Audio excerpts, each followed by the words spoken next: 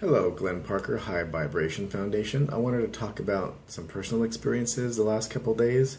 I'm doing these for my edification, and there's a couple snippets in one of the Bashar videos that says share. One of them's at the end, and every time it's like a little, little something, higher self, whatever. It's like, ooh, share. I'm like, okay, share.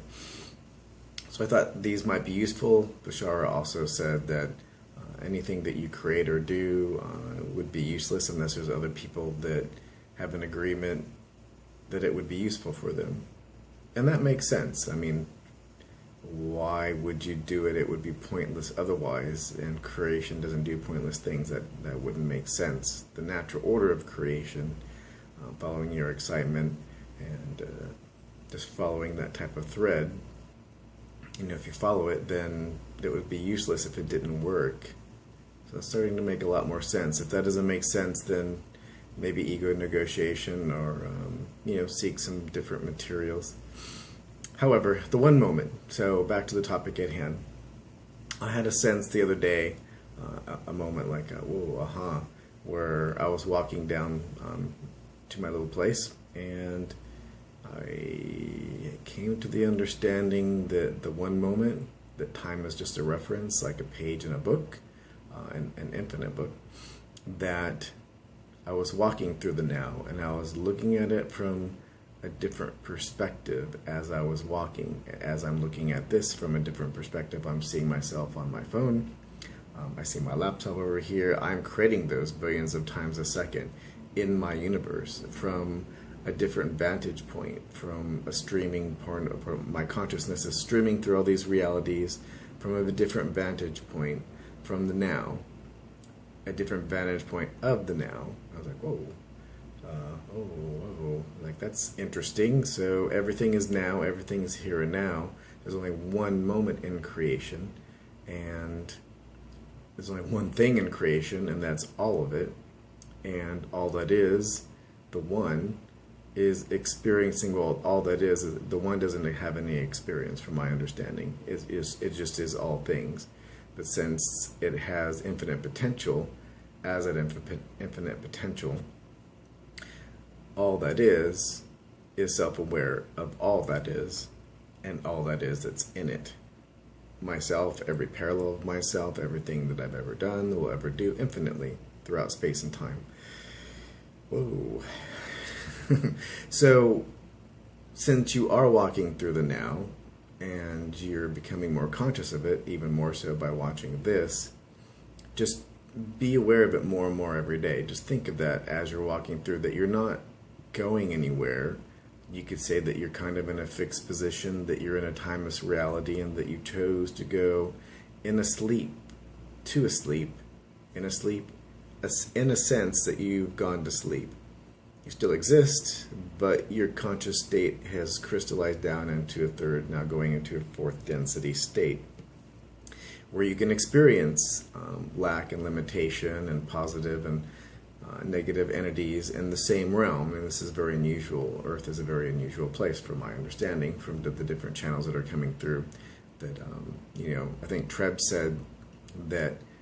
And it was a question posed by someone. He's like, so what other beings in creation think of this? It's like, well, it depends on your point of view. Some beings think that this is the most wonderful, most beautiful place, and this is the most beautiful thing that's ever happened. And Bashar said this is the most highly focused place in space-time construction. I believe all of space-time construction. TReb further went on to say that other beings are kind of indifferent or something to that effect, and the other one said this is a travesty. This is just an insane asylum.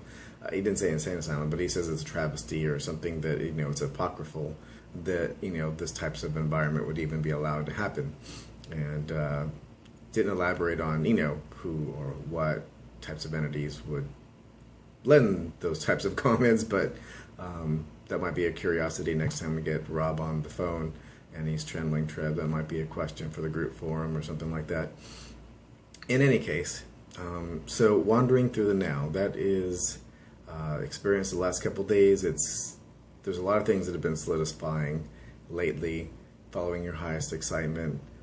That following your highest excitement would also be useless if let's say that's the way space and time and all it is constructed, that you are allowed to experience whatever you wanted to experience, this type of limitation and whatnot, in this types of environment with positive and negative entities, being able to have positive and negative emotional states, and, you know, to be able to go out, and I think TReb said to be able to have an environment where you can go out and somebody murder somebody during the course of the day, you know, very far end of the negative, and come home but loves their child unconditionally, as unconditionally as you can love anything.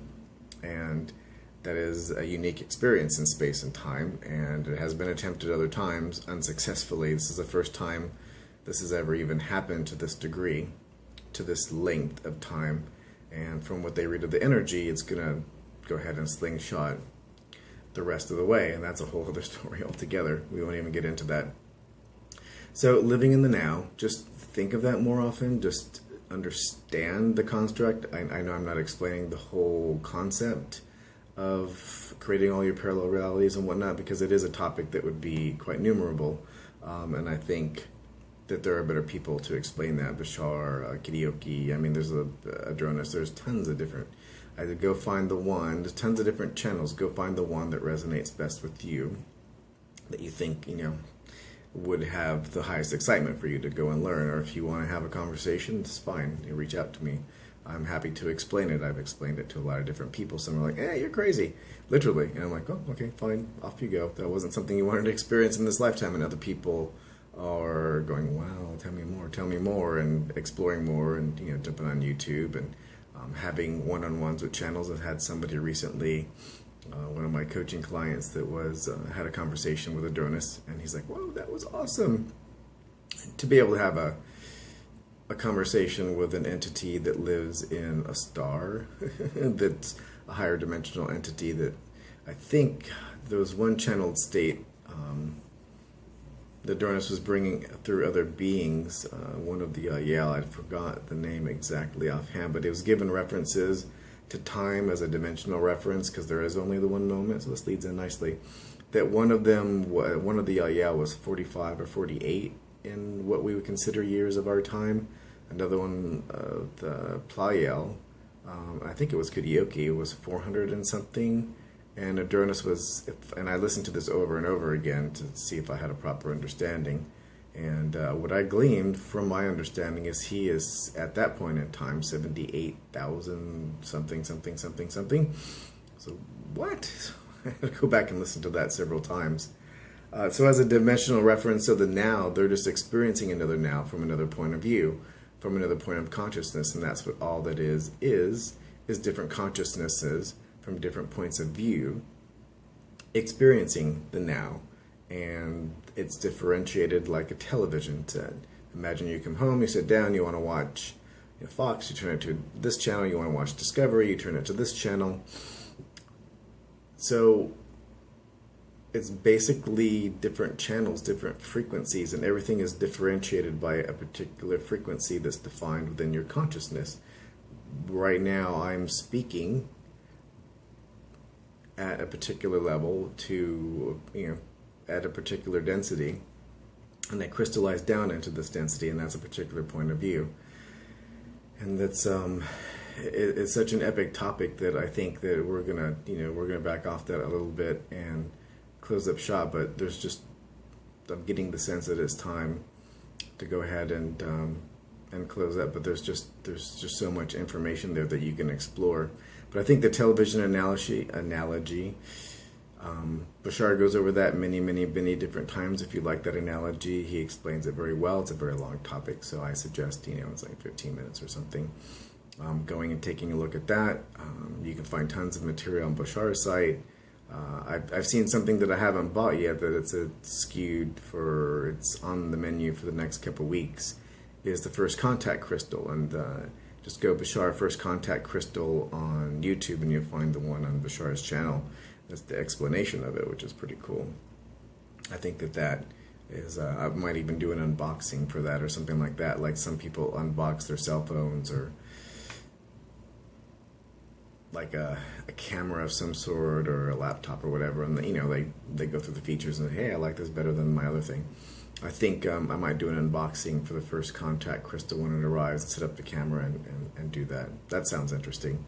So be in the now. Know that if you do follow your highest excitement, that thread of excitement, that excitement would be, creation would be pointless if you weren't going to get within that string. You know, if you're following your excitement, all the things that are coming to you, it would be pointless if you didn't get anything in that thread. If you were to follow your excitement and have nothing as a consequence of it, creation would be pointless and there wouldn't be anything in creation. So effectively, if you want to think of it this way, it's such an energetic thread that it's hard to verbalize into words. But I think, in short, that we're used to struggle. We're used to, it's basically ego negotiation. You know, it's like, well, I can't quantify that. There's no way. Excuse me. There's no way. I don't know what's going on, and it's my job to keep you safe. And since this is an unknown factor, following your excitement and doing what the most exciting thing is at the time leads to more excitement and will support you. I don't believe that. That's shenanigans. You know, I don't want to play that game. It's like, 'cause I think that we could die or something bad could happen. So the mind really does get in the way, the ego in particular. So lots of ego negotiation. There's tons of different types out there from different people. Find the one that works the best for you. I like Bashar's. It's quick and simple. Abraham-Hicks has some really good ones too. But again, it's whatever works for you. So the ego gets in the way of the excitement. You know, it's qualifying. It's like, well, I don't understand how that's going to bring what I need to bring. I had a circumstance recently that we don't have time to get into, but it seemed like a very bad thing that something happened, and it ended up that I getting paid more to do something than I would have if this thing didn't happen. I'm like, well, I guess maybe we should just follow our excitement and not judge these things as we go along, and know that your excitement can support you. And as you demonstrate that and you see more and more of that your excitement can support you, you can a lot more easily that the ego will go, hey, okay, well, hey, look what happened. We have something as a consequence of that as a positive thing. Would you give me just a little bit more leeway? And let's examine that line of energy. Oh, okay. So the ego, if it starts to see results, so it's based on your belief system. If you believe bad things are going to happen, bad things are going to happen. This is your universe. You're creating everything in it. Your belief systems solidify everything. So I think that's pretty much all I wanted to share. And if you have any questions, feel free to reach out to me. I'm happy to have our conversations with anybody who wants to have a conversation, initial conversations for coaching. If you have any questions, I'm happy to outline videos and give information that I think would be relevant to you, and suggest channels or people that you might want to talk to. If you want to learn how to channel, there's tons of people. Bashar has classes. I think Brett Johnson has classes. I mean, everybody has classes. So I think it's finding people that resonate with you.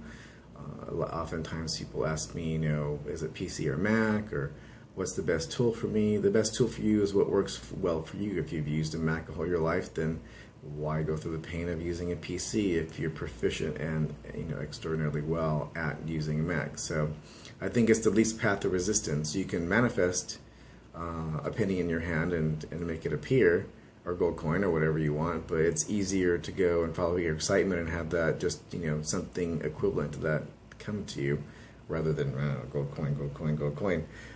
It's the universe takes the least path of resistance. So if you want some information, or if you want something, your excitement is the least path of resistance. So follow it and experiment with it. It's a fun game. You are forever. You're an eternal being in a timeless state, in a timeless reality, in the now, forever. There is only now. Time is just a reference. It's a frame in the book that you made within your consciousness. It's only you in your own universe, creating everything in it and everyone as a representation by agreement. And that is all there is. It's separated by frequency. Everybody in it is a different frequency, represented that's another parallel reality self, as a ghost, as a mirror, as reflections. Everything's a reflection. So, and you're hearing this many different ways from many different people. Abraham-Hicks says it different ways. So many people say it different ways, but it does translate into the same thing. So something I wanted to do in 2 or 3 minutes ends up being 15 minutes again. But I hope it was useful for you. If you have any questions, please do reach out to me. And this ghostly, eerie types of stuff, I'm trying to find a good place to film inside. The weather's crappy outside. I'm trying to find a good place so that there's a little better lighting and whatnot. So forgive this evil luminescent Halloween thing going on, but I wanted to get this done today. Thank you very much. Love and light.